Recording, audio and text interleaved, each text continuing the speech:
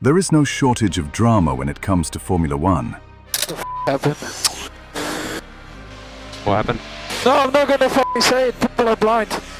Whether it is the cool and calm demeanor of Lewis Hamilton or the frantic rants of Kimi Räikkönen,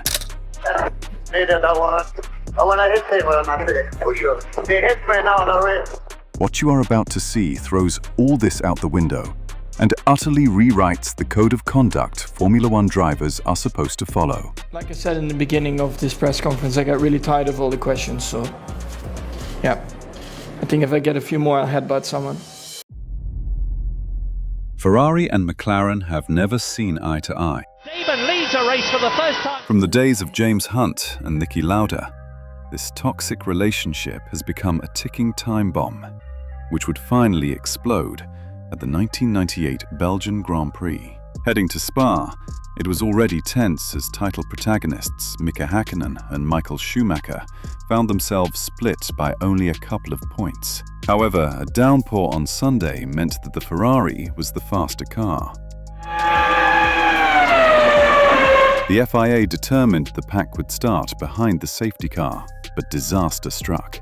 Just 2 corners into the race, Coulthard lost control and slammed into the wall, leading to an accident that nearly wiped out half of the grid.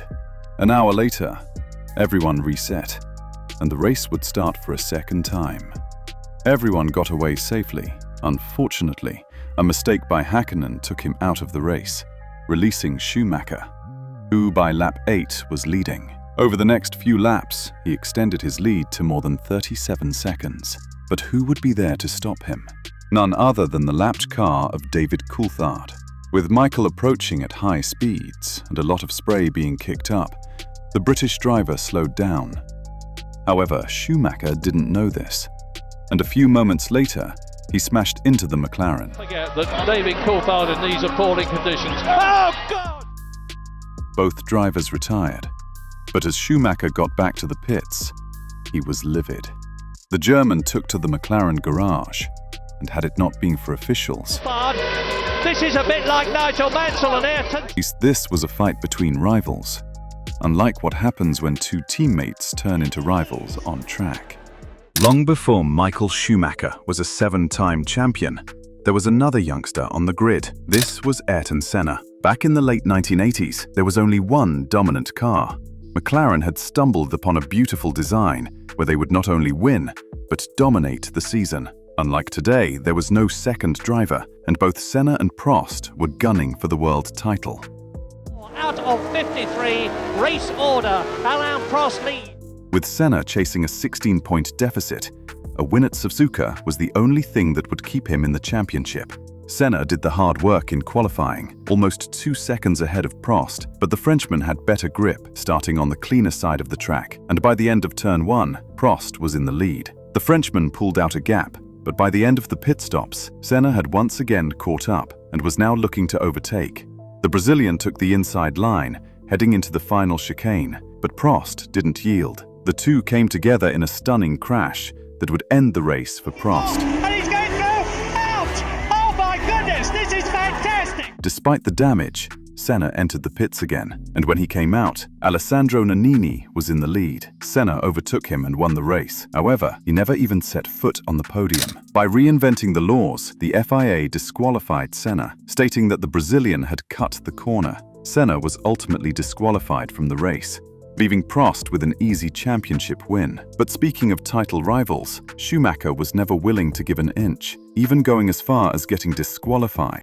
Just a year earlier, Michael Schumacher was almost criminally charged for his antics on track. Once again, the season was close, with Michael and rival Jacques Villeneuve battling it out for the title. In a similar scene to what happened in 1994, when Michael took out Damon Hill to win his maiden title, the German was once again on the precision of becoming a champion. Unfortunately, a young Jacques Villeneuve and his impressive Williams were standing in the way. It all came down to the final race. Whoever wins will be the champion. Despite Michael leading the race from the start, Villeneuve found some extra pace. He was closing in on the Ferrari. With 22 laps to go, he launched a dive bomb up the inside of the German. Das Das reicht nicht! Es kracht, aber Villeneuve bleibt... Despite both cars looking fine for a moment, soon the Williams and Ferrari retired. In normal circumstances, Michael, who was leading the championship, should have been crowned as the winner. However, the FIA determined that Michael purposely broke the rules to prevent his opponent from overtaking him. Schumacher was disqualified, handing a first and only championship to the Canadian. But was this the right call, as the same courtesy was not given to Damon Hill, following a similar incident in 1994? Share your thoughts in the comments. Let's face it, when it comes to Silverstone, no one can truly compete with one Lewis Hamilton. However, the 2021 season was fierce, and both Max and Lewis were looking to be crowned champion. Things came to a climax at Silverstone as Verstappen was on pole, but Lewis was adamant to get past in the slightly more superior Mercedes. As the race got underway, things got a little sticky. Lewis was visibly faster, but couldn't find a way through. The British driver stuck his nose up the inside of Cop's corner, but as Max was turning in, his rear tyre collided with the front of Hamilton, losing control and being spun into the barriers. Could Hamilton have done anything to give Max Verstappen? The impact was around 51 G, with serious concerns about Max's health spreading through the paddock. Lewis got a penalty, and after serving it, he would go on to win the race. But it is what happened after winning that ultimately annoyed Verstappen fans. Max certainly didn't appreciate the celebration, but at least he'd win the championship a few months later without throwing a tantrum like Lewis did in 2016. With the signing of Nico Rosberg, Mercedes had a dream team.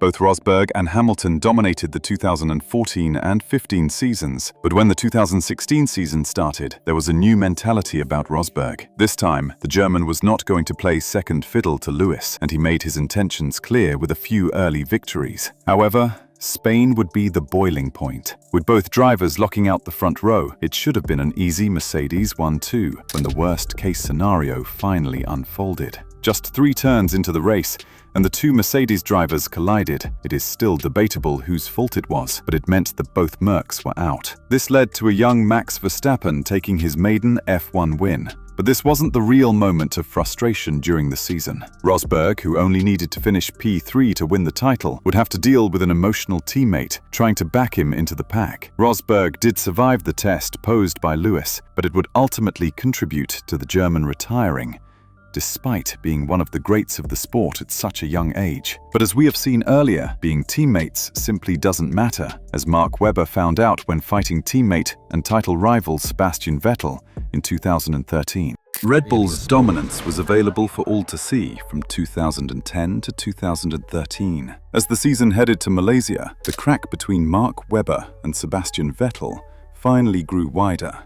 With Red Bull in a commanding position, the team decided to give team orders that would allow Webber to win the race and Vettel to be second. Multi-21 Seb, as everyone now refers to it. Vettel chose to ignore team orders and overtook Webber on lap 46. The German would go on to win the race, later also the championship. But things went downhill pretty quickly between the two Red Bull drivers. For the rest of the season, there was no cooperation between the two, ultimately leading to Vettel jumping ship to Ferrari the following season. But this is for the world title, so was it wrong that Vettel took the chance? Would it be the same if something like this happened to either Lando Norris or Oscar Piastri? So, this was on track. But a lot of times, what happens in the press room can be that much more frustrating. While Max had hardly been challenged for the title in almost 3 years, this was all about to change in the 2024 Formula One season. McLaren now had a competitive car, and Max was being destroyed as Norris set his sights on the title. Unfortunately, it was a little too late, and Lando had an enormous mountain to climb in taking points off Verstappen. However, the McLaren came into its own in Hungary, with Lando and Piastri taking a dominant win after Max and Lewis once again collided. With tensions brewing heading into Azerbaijan, the Dutchman was ready to speak his mind. After a poor showing in Baku, Max Verstappen into the side of George Russell. Reporters asked Max about his car's performance in the previous race. Max had a few choice words that would later come to haunt him. He was called out by the FIA for swearing, Went into qualifying, I knew the car was... which ultimately led to a fine and community service as punishment. But things didn't end here. Just a session later, Max was once again in the press room. He had to do the press conference after qualifying, which Max had no intention of doing. Despite being seated in the room, the Dutchman blatantly refused to answer any questions. Instead, he opted for short, one-word answers. No, I might get fined. Are you confident, Max, with the race pace? Maybe. Despite still going on to win the title, Verstappen got himself a fine and some community service. Quite a nice way to head into the winter break for the four-time world champ. Perhaps the days of Formula One drivers are gone, and now everyone needs to be a role model. But regardless of what the FIA wants, tensions always flare when the stakes are so high. Which one disgusts you the most? Make sure to let us know in the comments, and thank you for